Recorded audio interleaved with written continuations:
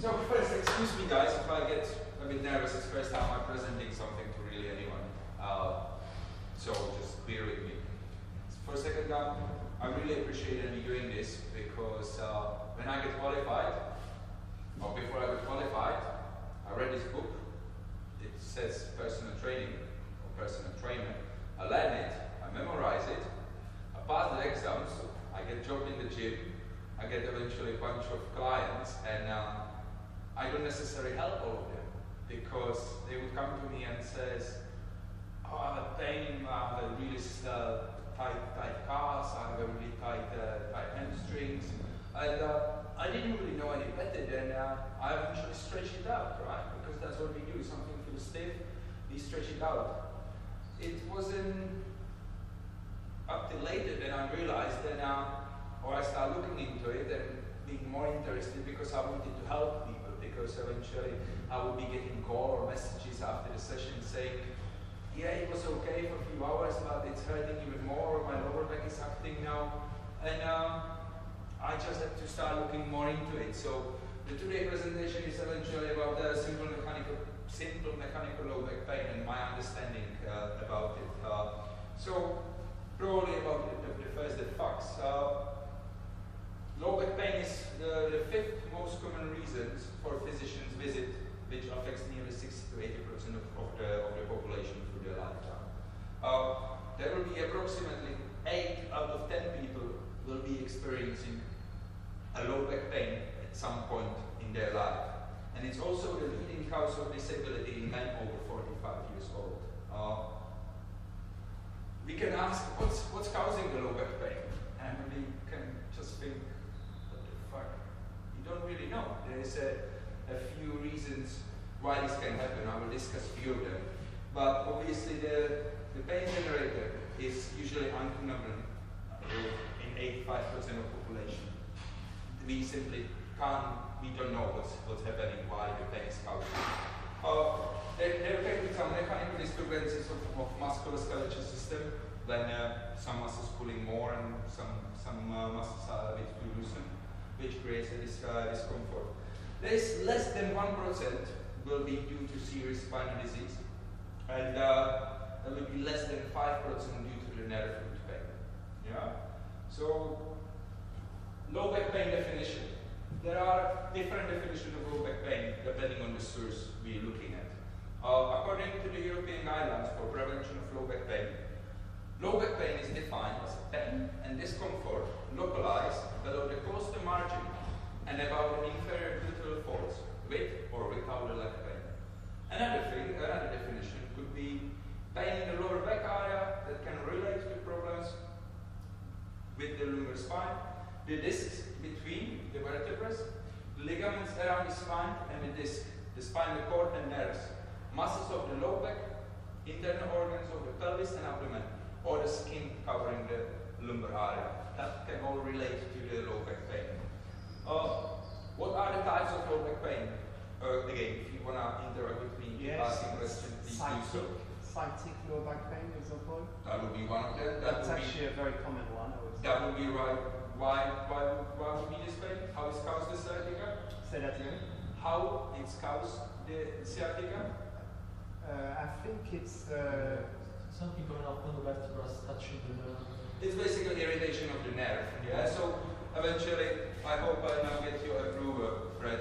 These ones are for mirror. Eventually, try it out. So if we look at it, eventually on the spine, we have little cushions. And we're talking now about L, yeah? The lumbar spine. You all know what's lumbar spine. Yeah, the lumbar spine. I think that's where most of the problem are with people. So from the lumbar spine, you have a L5, L4, L3, L2, L1, and then we have a S1, a sacroiliac joint, yeah? So from about the L3, we have a nerve roots coming down to our legs. If we bulge this little cushion, which is basically in between the vertebrae, we can irritate it. In most cases, what I've seen, and I haven't even experienced it on myself, was on the right side. Yeah. So I will show you my, if you haven't seen it, MRI scan of the back. Someone will show you mine very soon. So when you irritate one of the disc, there can be a leak into the nerve root canal, which then sends signals coming down to your leg.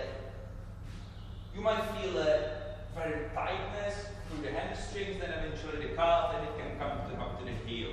That would be the sciatica. Then there is a non-specific low back pain, and there is something what's a serious, which we should probably immediately refer to someone, would be the, my English is funny on this, cauda equina syndrome. Yeah. It's very rare, but it's an emergency. Eventually, if someone loses control over his ball, we should immediately send him to emergency room because they need to be treated immediately. Yeah. The non-specific low back pain is the most common type of back pain. The majority of the cases are sudden, acute low back pain, and again, people really don't know what's causing. The nerve root, we just discussed it, and the equina syndrome. What I would like to say about the sciatica when we bite it into it. When we have a client and we train a client and he's complaining about low back pain, and if he calls us the day after and tell us that his lower back doesn't hurt anymore, but he now feels the pain in his leg, we've done something wrong. We have made his condition much worse. If the client has a pain in his hamstrings coming down up here, and he calls us after the session or after a week and says, "Oh, my leg doesn't hurt anymore, but my lower back starts hurting," we are on a good way. Yeah, we eventually want to take the pain away from here, back to the lower back, and then start treating it in the lower back, not vice versa. But if the condition of the sciatica is due to this liquid coming out of leaking out of the vertebrae, how can we solve what we just trained? I will talk about the treatments, but what I would thought, then if we have a leakage, we can have even, if we're thinking, then we have the pelvis here, right, and the legs then eventually coming there. So if you have a leakage on the right side, I'm standing here, this is your right, your left. So the pelvis can be dropped down, which then expose the vertebrae, and it's easy to leak. Yeah. Also, if the people are gonna again speak about it, about sitting position. So if we have a chair and we have the people sitting like this, that's probably not the best way, right? So again, what is happening? The head is here, and eventually the force is coming into here.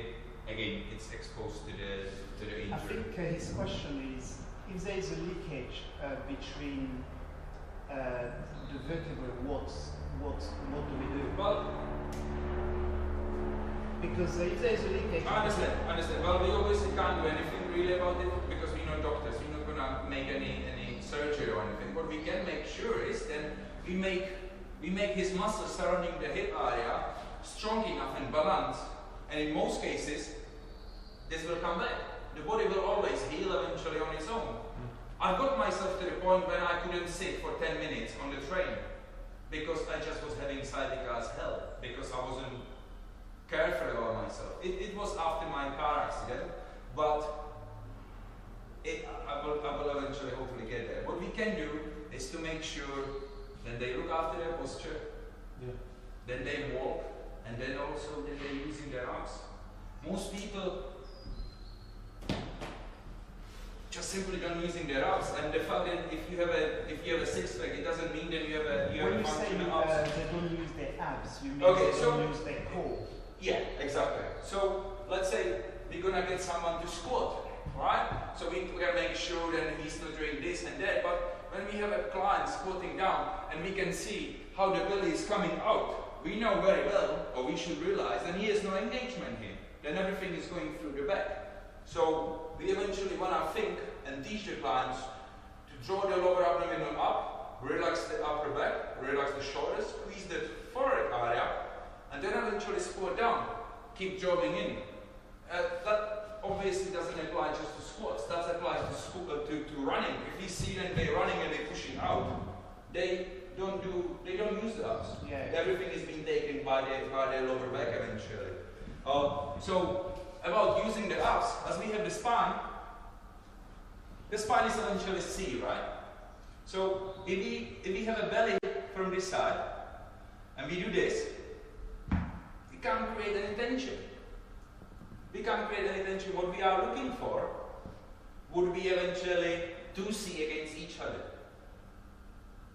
You want to draw the belly button in, that lifts the organ, or eventually the diaphragm lifts the organ a bit up, and this pushing against the organ, against the abdominal area, and that's what I would call a core strength or core stability. Yeah, six pack or anything, a burning sensation in your abs doesn't mean hell nothing, at least not from my point. Yeah. By the way, most people doesn't know how to draw in. They're gonna be breathing into their chest, lifting shoulders, and I think we should be careful about it and eventually educate them as much as it's gonna be annoying.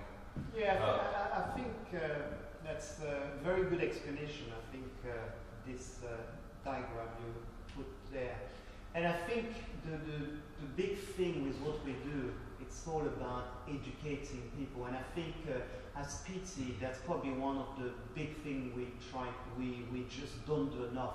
Educating people, and I think you made a very good point. Six pack, everybody wants to do those crunches, and we put them through them because they want it, so we give them a little bit of it. But the bigger point of stomach exercise, it's working a bit deeper than just a six pack, and I think that's a very good example on the board there. So yeah, definitely. Let me come back, okay, guys. I understand that.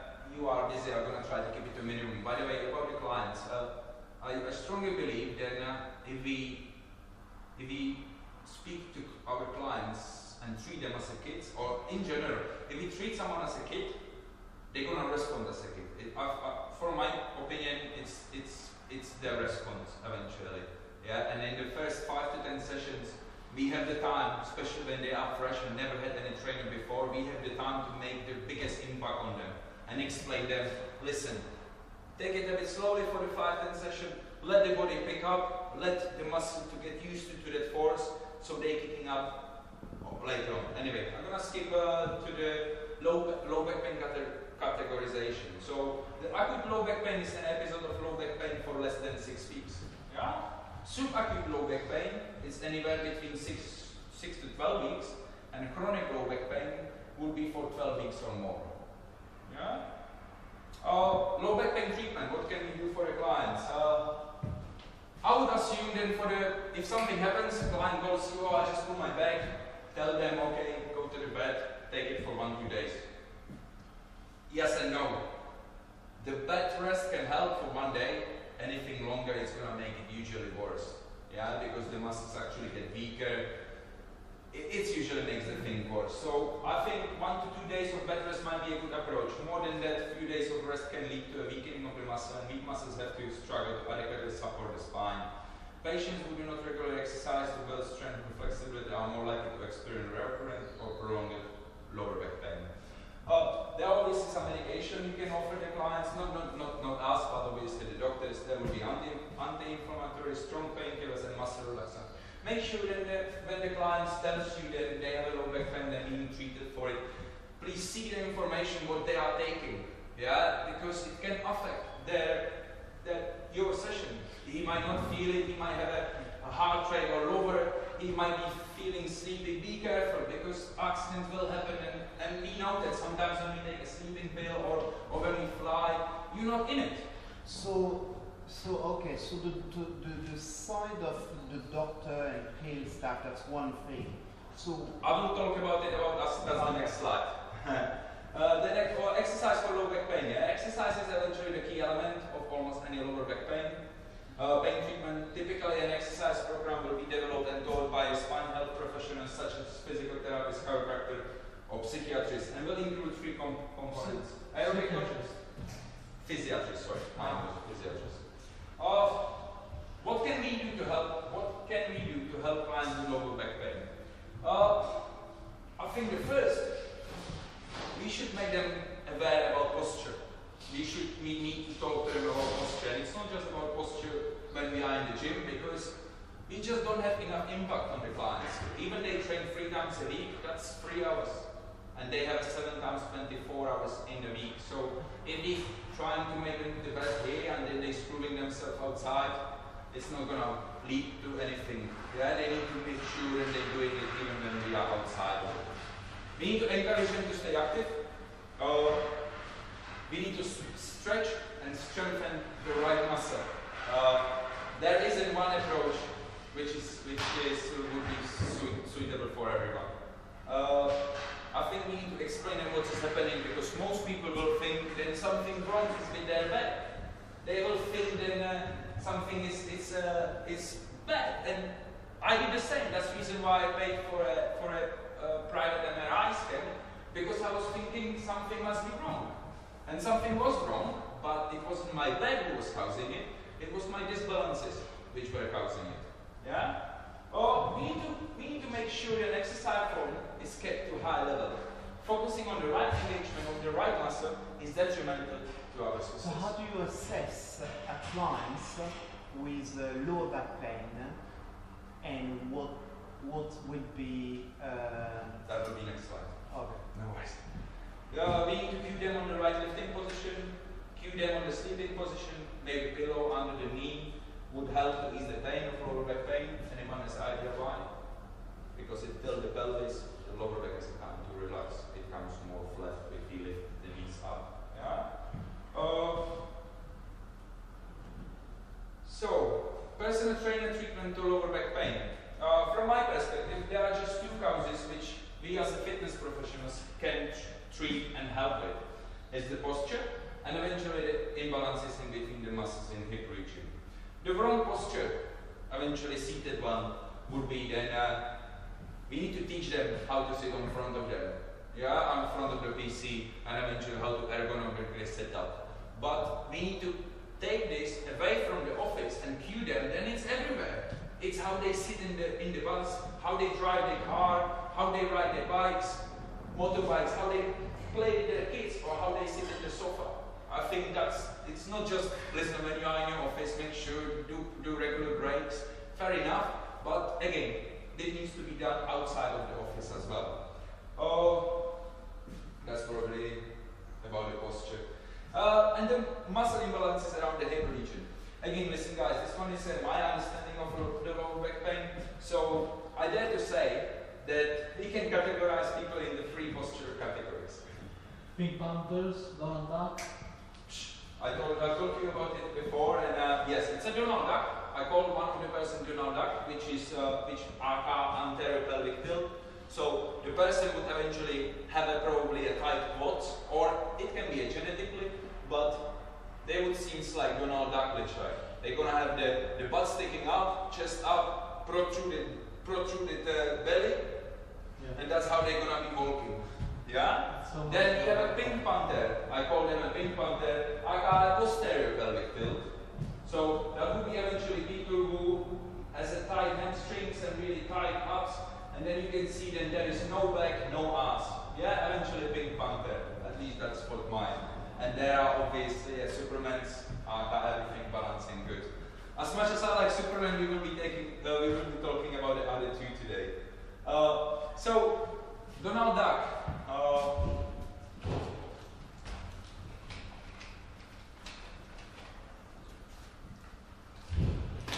So if you look at it, let's say we have a head here, the torso, we have the pelvis, and we have the leg. Yeah? So if someone is a Donald Duck, my understanding is then we have a B, C, D. I eventually not necessarily stole this, but it's from Paul Czech Institute. You can research it if you wanna. So the anterior pelvic tilt is eventually a lordotic back, and from my understanding, if here is front, I understand that the quads pull onto the pelvis down, which tilt the pelvis that way and makes the lower back, and eventually the back extensors even more tight. So they are eventually then stuck in this position. Yeah, as we spoke, that's the Donald Duck. Also, their psoas. Yeah. What caused this? Sorry. what caused the Anterior pelvic tilt. yeah? Anterior pelvic tilt will be a disbalances in between quads, psoas, hamstring, and the lower back. The anterior pelvic tilt eventually means that you have the quads pulling on the pelvis down. Yeah. We have the psoas, ellipsoas, which is attached to the spine, which is weak. Yeah.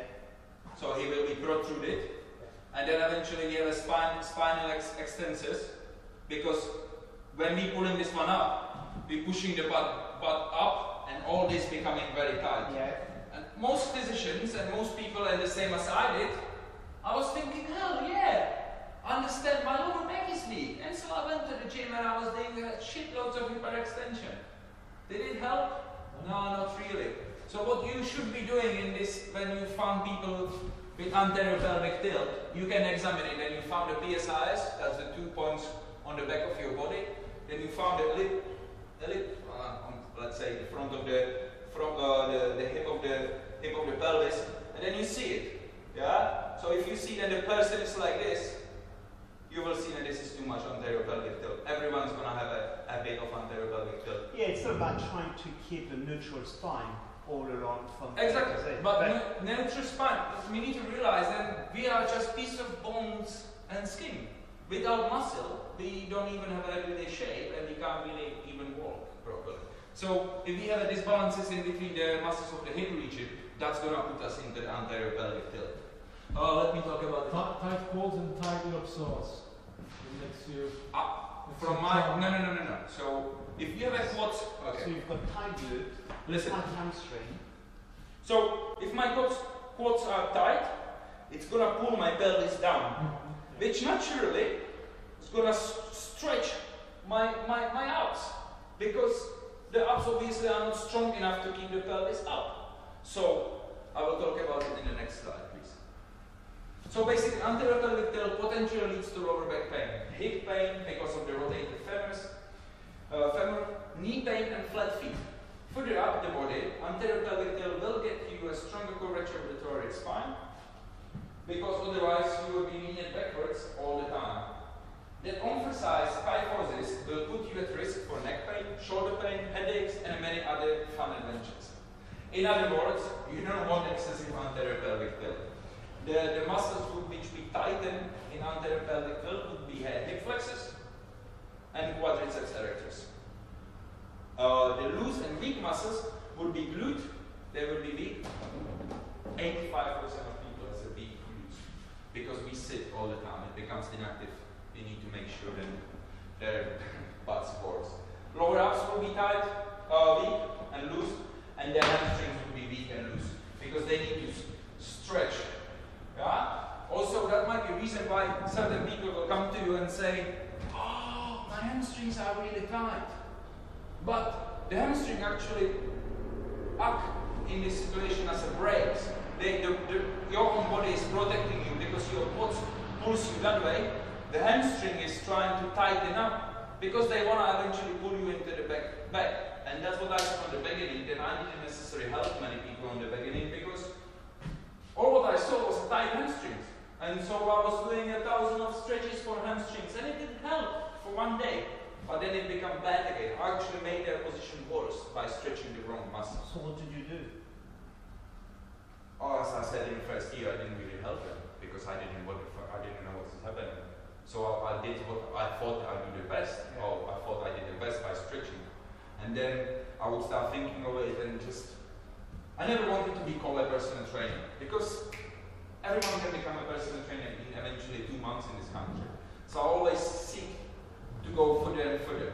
Yeah, I also didn't want to be catched by clients, then I don't know something. So I just took the path of trying to educate myself more about the lower back pain. And that eventually get me here and thinking how things work. Yeah? The Pink Panther, aka posterior pelvic tilt. So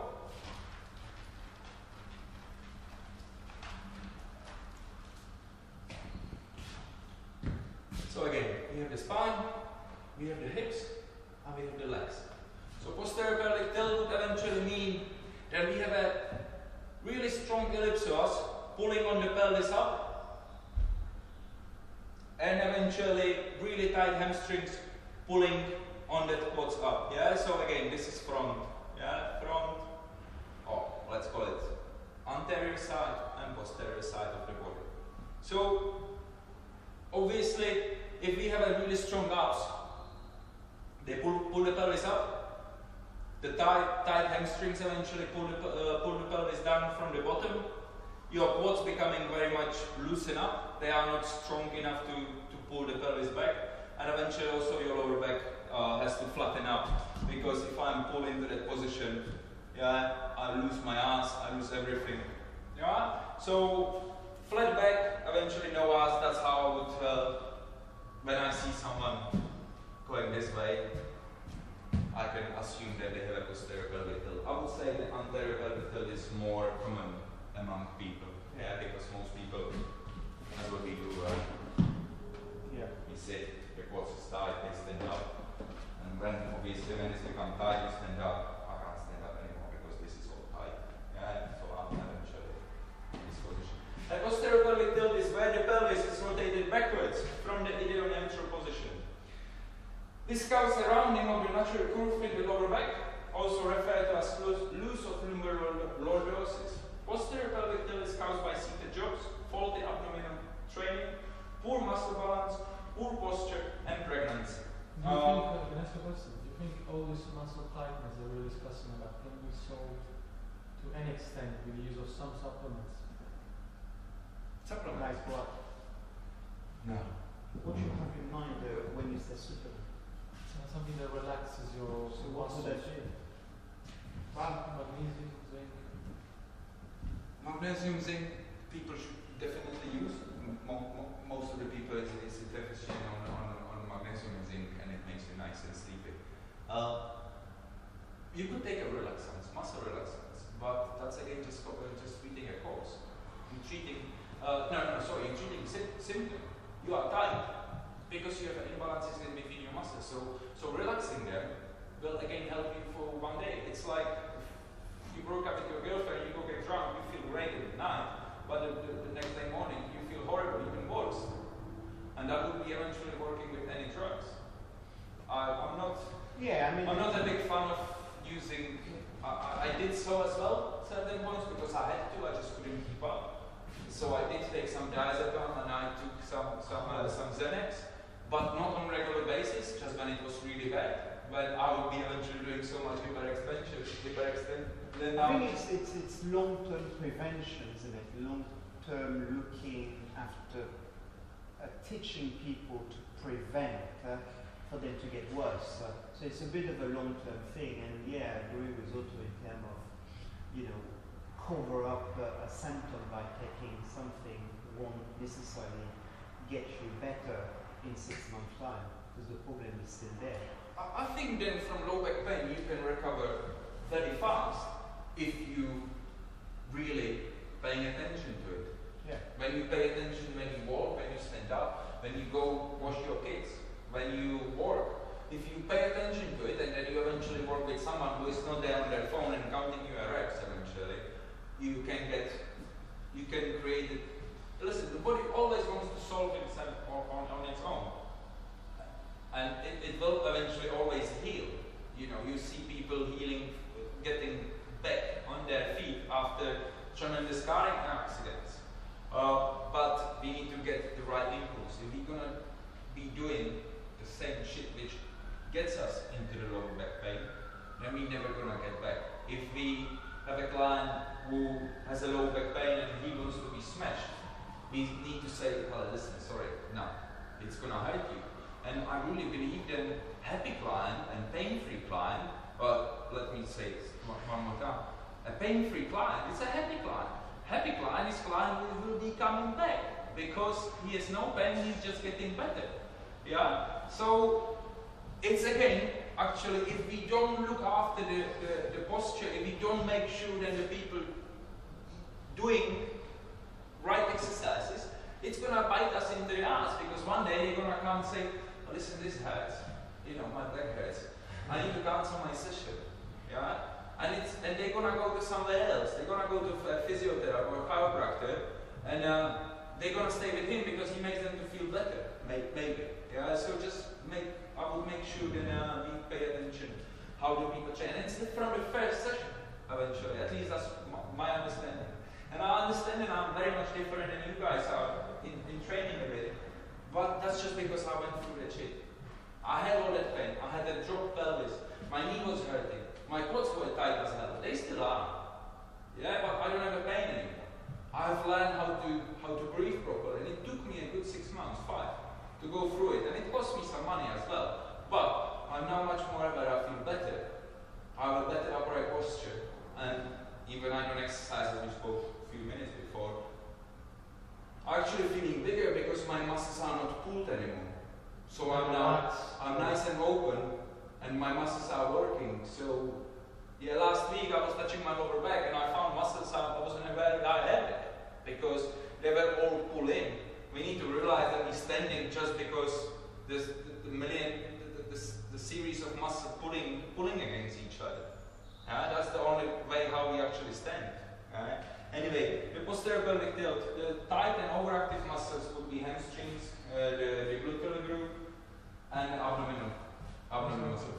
Have you ever treated a client that had substantial amounts of fat, let's say in the ass, and it makes you look like a Donald Duck, but in reality just so much fat there that makes the ass look huge and makes it look like a Donald Duck? Certain, I don't know how to say it politely now. Certain African American will have eventually excessive pelvic tilt, but again, we have more marks, right? So if they are in here, but they still are able to, they are nice and upright, they just have a bigger bump, you see it. If you see them, they have a big bump just forward, and they literally look like Donald Duck, and they're gonna eventually move. And I don't want to mention names, but eventually my client from here are, as much as she looks very beautiful, she has an excessive anterior pelvic tilt. And certain people's gonna keep up with it. Yeah, because there's a genetic element also. I mean, if I've got slightly a curved back, because I have often a little bit of lower back, but that's a little bit genetic also. So I teach myself to constantly work on my pelvic and keep.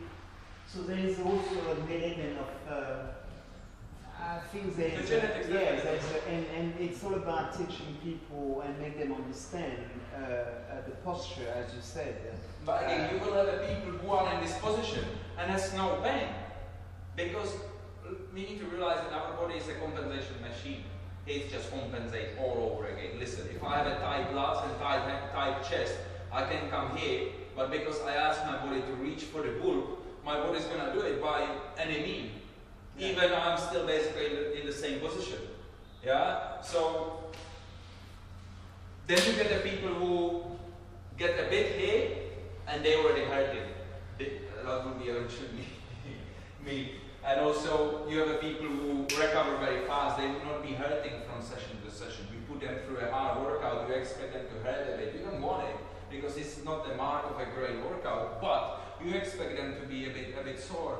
And if the people coming to you, then they don't hurt, and it's in the first 5 to 10 sessions, you can be sure that they have a really good genetics, yeah, or you do a really good job. Choose some of it, yeah. I don't know what's next there. And eventually the weak and elongate muscle would be the hip flexor group, and the lumbar spine erector group. Then the last one is eventually, as we spoke, the nerve root pain, sciatica. The sciatica symptoms one feels, such as nerve pain, numbness, tingling, weakness, are highly variable. They can include symptoms primarily felt in the buttock or in the back of the thigh down to the calf, or even in the toes. Sometimes we misinterpret the sciatica nerve with piriformis, because in 85% of population, the sciatica is going through the piriformis. So if the sciatica gets irritated, if the piriformis gets irritated, the sciatica gets irritated, and it can eventually give you the same symptoms. But it doesn't have to be coming from your nerve root; it can be coming from the tight piriformis. So we should eventually teach people and encourage them to not just exercise, but make sure that they know how to take care of their bodies, to do eventually a bit of triggering, to do a bit of rolling on the ball, on the tennis ball, on the foam roller. Teach them to do how to stretch and stretch properly and the right muscle. Yeah, because one great example again from here is my client N, who were giving to me with really tight hamstrings. I haven't stretched his hamstring once, because what I realized first day was that he's in this position. Yeah, so his hamstrings was actually tight because obviously his job, but also because they were trying to pull him back. We have released the quads. We are giving him a homework to do. He's eventually doing them when he feels like it, and the hamstrings went away on his own. I have not touched the hamstrings at all. Oh yeah, the one that you were treating back there. Right? Yes. Yes. Yeah. When we speak about the nerve root eventually and the spinal canal, you can guys see eventually you have the vertebrae, and then amongst it you have the nerve root running, yeah, and then it's coming up to your brain. So eventually, as you can see, my L5 in between L5 S1 was bulging, and it was coming to my nerve canal, and it was eventually causing me pain and the sciatica. Also, as you can see, my posture wasn't very nice. I was losing this the cervical curvature because my head was a bit forward. It still is, and that's another thing we should be looking when we have a client and he's here. Then we can assume that at some point he will have a pain in his lower back.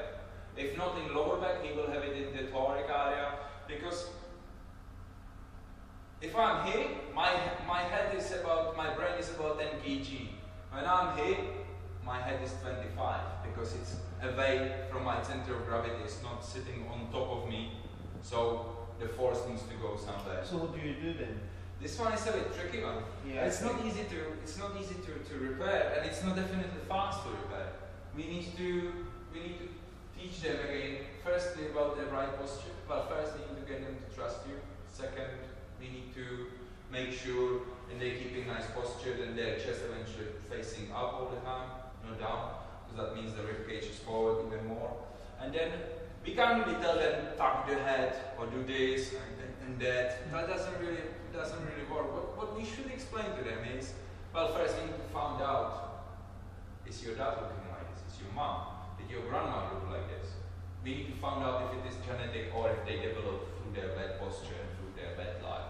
So what we do then afterwards, we would eventually show them, grab them here and the head, and we tell them from here, you're thinking nice and tall. You're thinking of lifting the head up. Yeah? But again, everything comes from here. I think that the core and the drawing in, not just, I'm so unfriendly when people think tense. No, if I tense, nobody does with my back. That's my tensing. I move forward. No, I don't want to tense. I want to draw in. I want to lift my chest. I want to compress a bit the organs and create a C as we spoken. I definitely don't want to do this, because that just push everything through here. The point was then they need to draw in, because it affects everything. One point in my life, this vein was almost throwing was sticking out almost. Now you can barely see it. My other client here, called also R, had a really ugly feet. Not ugly feet in terms of he had veins running all over here. Exactly like this. And he or she is 32 years old. And she's not doing any walking job. She's not running for a living. She eventually sits and she moves outside. And because of her position, because of her inability to draw in, and head or his butt glutes were not working properly, the feet were beaten on it. The feet were doing the job of eventually the glute. So the feet needs to work how to lift the arch up, Because if the glute is not working, the feet eventually falling down there. And also that we can see when people, listen, the best test is to make them to stand on a disc and let them to jump. If you see this happening, you can 100% be sure that their glute is not working. It's not either working at all or it's very weak. Whenever you see knee coming in, it's mostly the glute not being very well. The same when they run. Thousands of people run here and you see them, they're running like this. Because with every step they take, the glute doesn't work properly, so the knee comes into the stronger position. Because it's unable here to hold it, so comes inside, activate the adductors, and that's eventually sometimes compensate and holds you upright. So I want to cut it down with this. I don't want to. No, that's great, but because I think you've got someone at 2 o'clock. Yeah? No, 2:30. 2:30. Also, so what would be prevention in terms of exercise we can actually apply for what we do here with clients, assessing lower back issue and looking at ways to improve those clients? So we need to see how the people move. We need to make them keep watching them, train your eye. So an example, when we've got when you get clients, I think you've got your own style to looking at, okay, the first thing we're going to do is to looking at how you move, right? Yeah. You often do this. Yeah. So take us through a couple of things you do. I would, listen, again, I am just a trainer, so what I You're do... not just a trainer. Yeah, but remember, you said you don't want to be a okay, trainer. I know, but on the end of the day I am. So what am I going to doing them here? It's eventually, I ask them to step in front of me and I make them to walk. What I'm looking at, I'm looking how the feet are landing, yeah, how much they move through the shoulders, yeah, if they lean to one side or the other. Without shoes. Oh, it can be with shoes or without shoes. Listen, training without shoes is the best thing ever. Walking without shoes, it's the best thing ever. Because the shoes give you a fail sense of more stability. Yeah? Okay, so that's one thing. That would be one thing. Yeah. Second thing, I make them to squat, that tells me a few things. I make them to stand on one leg, I'm looking how they're firing up. When they step, when they lift the one leg up, I'm looking, did the pelvis drop? Is it staying there? Are they pushing onto that side? Yeah? Then I'm looking onto their chest and lats, if they compensate. Most people... So what would that be? So if you have your arm overhead, like this, what you're looking to see? So if I make people do here, I put the hands on their quads, yeah, and I just tell them to take the hands over their head. Yeah. And what I'm looking for is when they start compensating.